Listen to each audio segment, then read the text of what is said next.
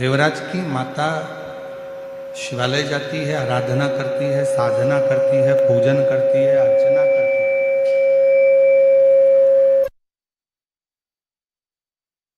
नियम था भगवान शंकर के मंदिर में जाकर एक लोटा जल समर्पित कर प्रतिदिन। उसका पुण्य, जो माँ ने एक लोटा जल समर्पित करा, जो माँ ने आराधना करी, जो माँ ने साधना करी, उसका पुण्य देवराज को प्राप्त हो। चोर था देवराज, ब्राह्मण के घर में जन्म लेने के बाद भी चोरी करना नहीं छोड़ा। ब्राह्मण के घर में जन्म लेने के बाद भी गलत काम करना नहीं छोड़ा।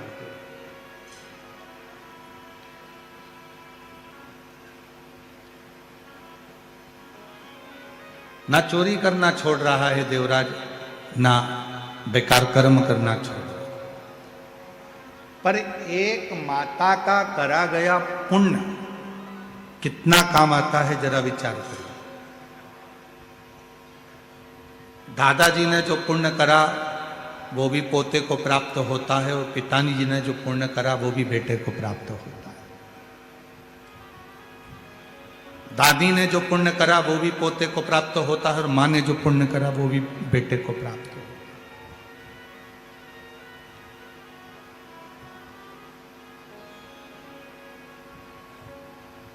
एक नारी और एक पुरुष, दोनों के व्रत करने में बड़ा अंतर है। शिरूर वालों थोड़ा सावधानी से सुना है, स्त्री भी व्रत करती है और पुरुष भी व्रत करता है। पुरुष यदि सोमवार का व्रत कर रहा है, शनि महाराज का व्रत कर रहा है, मंगलवार का व्रत कर रहा है, बुधवार का व्रत कर रहा है, रविवार का व्रत कर रहा है, बृहस्पतिवार का व्रत कर रहा है, शुक्रवार का व्रत कर रहा है, कोई भी व्रत यदि पुरुष करता है तो उसके व्रत करने का फल केवल पुरुष को ही मिलता है। ध्यान देना थोड़ा सा, उसका फल केवल पुरुष को ही मिलेगा। पर जब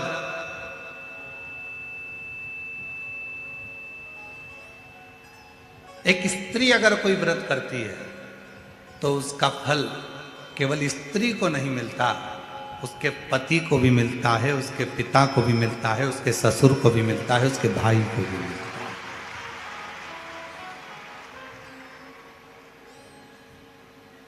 इसीलिए शायद पति के नाम के आगे धर्म नहीं लगाया, पर पत्नी के नाम के आगे धर्म लगाया, धर्म पत्नी। आज तक किसी पति के नाम के आगे तुमने सुना कि धर्म पति है? अरे बोलो तो शिरूर वालों, सुना आप लोगों ने? नहीं सुना।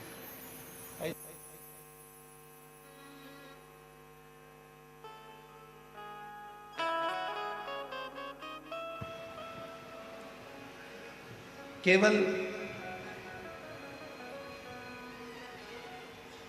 पति अगर सोमवार का व्रत करेगा तो उसको खुद को उसका फल मिलेगा। पति यदि प्रदोष का व्रत करेगा तो उसको खुद को फल मिलेगा। पति अगर मंगलवार का व्रत कर रहा है तो उसको खुद का फल मिलेगा। पर एक स्त्री, एक नारी जब कोई व्रत करती है तो उसका फल केवल उसको अकेले को नहीं मिलता, वो अपने मायके की भी 7 पीढ़ी और ससुराल की भी 7 पीढ़ी को पार सब। इसीलिए इनको कहते हैं धर्म पत्नी।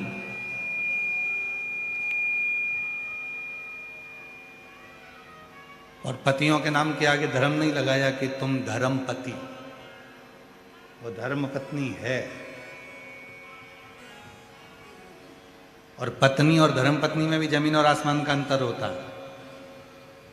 पत्नी वो होती है जो पति को पतन के रास्ते पर ले जाती है। पत्नी वो होती है जो पति को कर्जे में डुबा जाती है।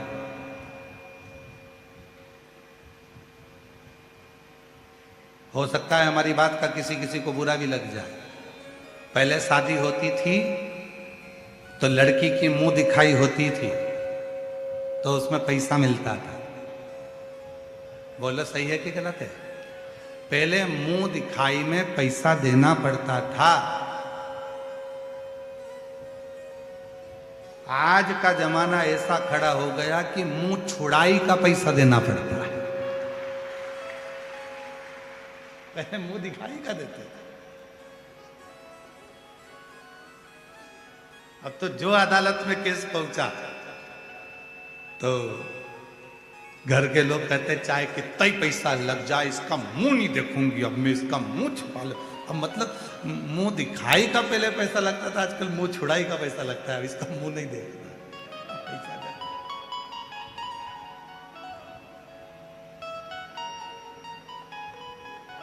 तो पत्नी वो होती है जो पतन के रास्ते ले जाए, पत्नी वो होती है जो पति को कर्जे में डुबा दे। नहीं मुझे तो ये चाहिए ही चाहिए, कहीं से भी लाके दो, कुछ भी करो पर मुझे लाकर दो। पत्नी पत्नी वो होती है जो पति को सिनेमा घर तक ले जाए। पत्नी वो होती है जो पति को खंडाला तक ले जाए। और धर्म पत्नी वो होती है जो पति को शिव महापुराण की कथा तक ले आए। धर्म पत्नी वो है जो पति से कह दे चलो अपने गांव में शिरूर में रामलिंगम का मंदिर है, चलो शिव जी को एक लोटा जल चढ़ा कर आते। धर्म पत्नी वो होती है जो रोज एक लोटा जल भरकर पति के हाथ में पकड़ा कर दे, पति को एक लोटा जल देकर कह दे कि सामने शिव जी का मंदिर है, तुम जाओ और शंकर जी को जल चढ़ा कर आओ, तुम जाओ भगवान शंकर को जल चढ़ाओ। धर्म पत्नी वो होती है जो पति को सतमार्ग की ओर लेकर जाए, सतमार्ग की, वो धर्म पत्नी। बहुत अंतर है पत्नी में और धर्म पत्नी में, बहुत अंतर।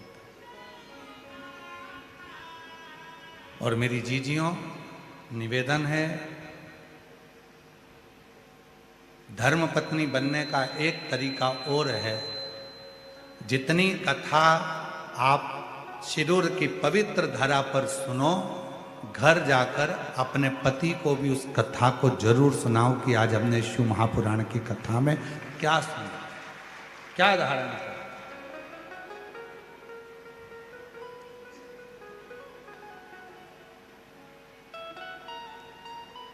थोड़ा ना थोड़ा संवाद, भगवान शिव की चर्चा, भगवान शंकर की कथा, भगवान शिव का स्मरण, भगवान शंकर का भजन, भगवान शिव की भक्ति, भगवान शंकर का नाम जाप, भगवान शंकर का स्मरण थोड़ा न थोड़ा अपनी जिंदगी।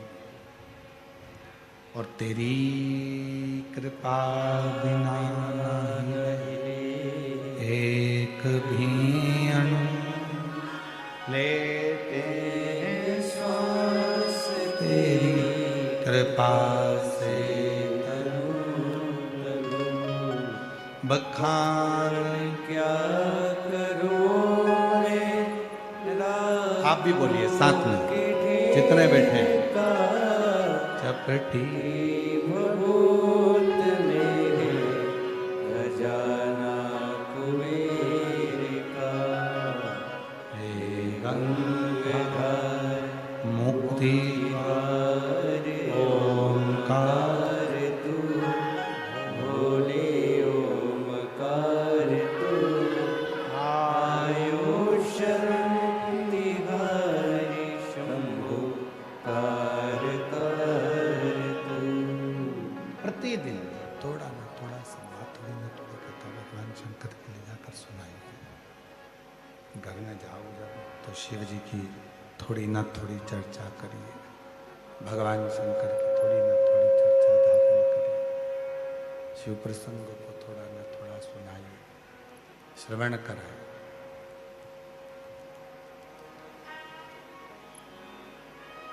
देवराज नाम के ब्राह्मण की जो माँ थी, शिव की बड़ी भगत थी, शंकर की बड़ी उपासक थी। और यदि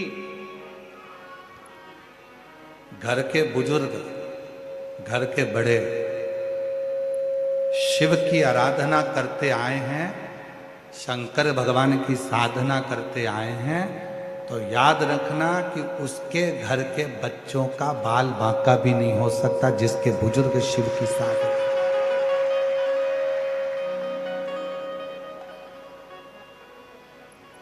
जिसके बुजुर्ग शिव की साधना करते,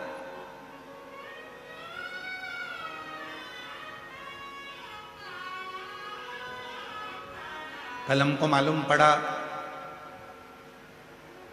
श्री प्रकाश जी के सुपुत्र चिरंजीवी आदित्य प्रकाश जी धाड़ीवाल जी हमारे साथ में जब पुणे से आए तो बड़ा सुंदर सुंदर प्रसंग वो अपने दादाजी का श्रवण करा रहे थे। आदित्य बाबू कहाँ बैठे हैं? कहीं बैठे हैं? अच्छा, बहुत सुंदर सुंदर प्रसंग आप सुना रहे थे और मन कर रहा था कि ऐसा लग रहा था कि स्वयं शंकर भगवान ही अमर कथा पार्वती जी को सुना रहे हो। तो हम भी उसी भाव से उसको सुन रहे हैं। आदित्य उन्होंने एक प्रसंग कहा कि गुरुजी हमारे दादाजी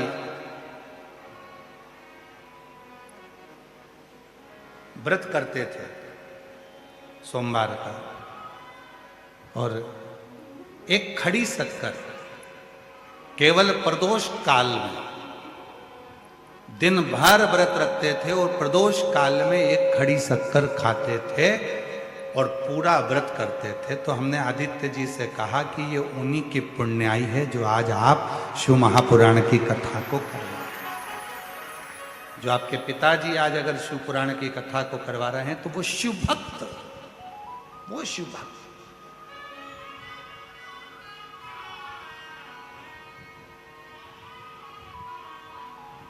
ये शिव पुराण ऐसी पोस्ती ही नहीं है। शिव महापुराण का नियम है, शिव महापुराण उस गांव में उस यजमान के घर जरूर जाएगी जिस घर में माता पिता भाई बंधु में से कोई भी, बुजुर्ग में से, बेटों में से, बेटी में से कोई ना कोई शिव की साधना में, भगवान शंकर की साधना में कोई ना कोई डूबा हुआ होगा तो शिव पुराण जरूर पहुंचे। शिव महापुराण की कथा जरूर जाएगी। जिस घर के साधना करने वाले, भजन करने वाले, स्मरण करने वाले कोई ना कोई होंगे तो शिव महापुराण वहां जरूर जाएगी, शिव पुराण जरूर पहुंचेगी।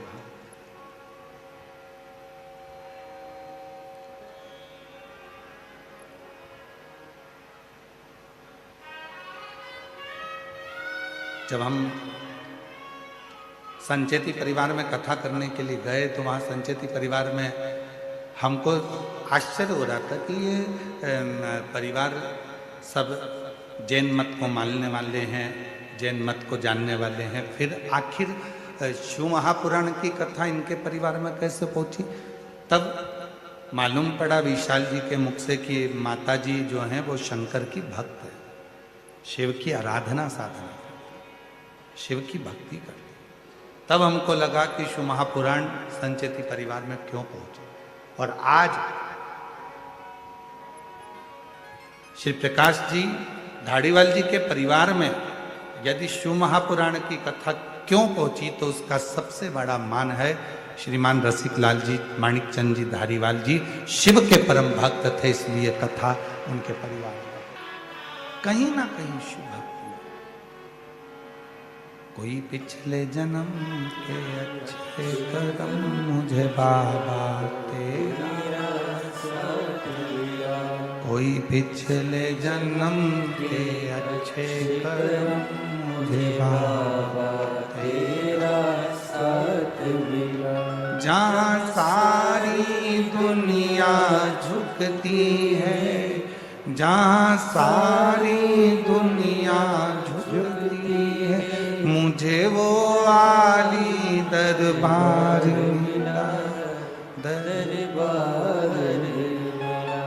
कोई पिछले जन्म के अच्छे कर्म मुझे बाबा तेरा साथ मिला, कोई पिछले जन्म के अच्छे कर्म मुझे बाबा तेरा साथ मिला। तो कोई पूर्व के कर्म होते, कोई पूर्व का होगा, कोई पूर्व का अच्छा कर्म होगा जिसके कारण बस आपको हमको ये शिव महापुराण की कथा श्रवण करने का सौभाग्य मिला होगा। पूर्व का कोई कर्म होगा। देवराज नाम के ब्राह्मण की मां शिव की परम रसिक थी। शिव के मंदिर में जाना, एक लोटा जल समर्पित करना, ये उनका नियम। पुण्याई। और जितने कथा के पंडाल में बैठे हुए हैं, जितने आस्था चैनल पर कथा सुन रहे हैं, जितने सोशल मीडिया पर कथा सुन रहे हैं, जितनों के कानों में ये शिव महापुराण की कथा जा रही है, आपके भी पूर्व जन्म के कोई पुण्य आपके माता पिता के प्रबल रहे होंगे, जो आप शिव महापुराण की कथा में आकर। बोल बम का नारा है,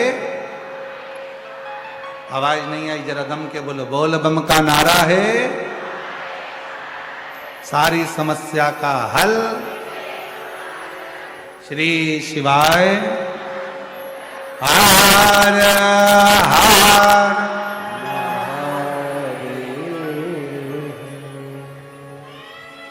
कोई पूर्व का कर्म, कोई पूर्व के अच्छे कर्म, और कोई पूर्व के जब अच्छे कर्म होंगे तब शिव की कृपा से आप और हम यहाँ कथा का तत्व ग्रहण करने के लिए, भगवान शंकर की कथा को सुनने के लिए बैठे।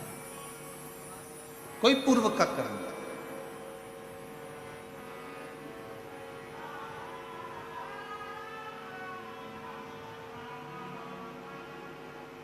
देवराय नाम के ब्राह्मण की जो माता जी थी वो शिव की उपासक। पर कई लोग कहते हैं इतना धर्मात्मा, जब देवराज ब्राह्मण की मां इतनी धर्मात्मा थी तो देवराज को भी धर्मात्मा होना था।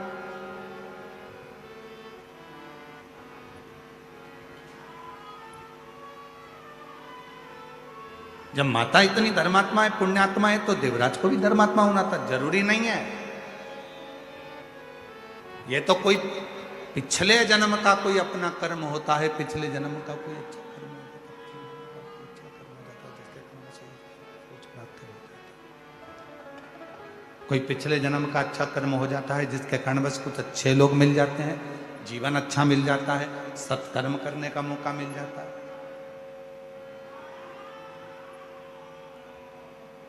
कोई पिछले जन्म के कर्म।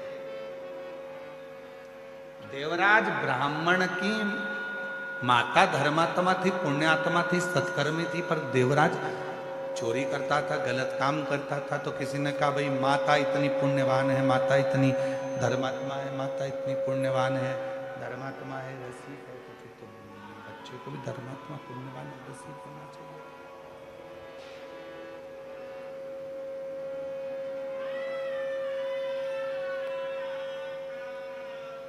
पर शिव कथा करें, भगवान शंकर का चरण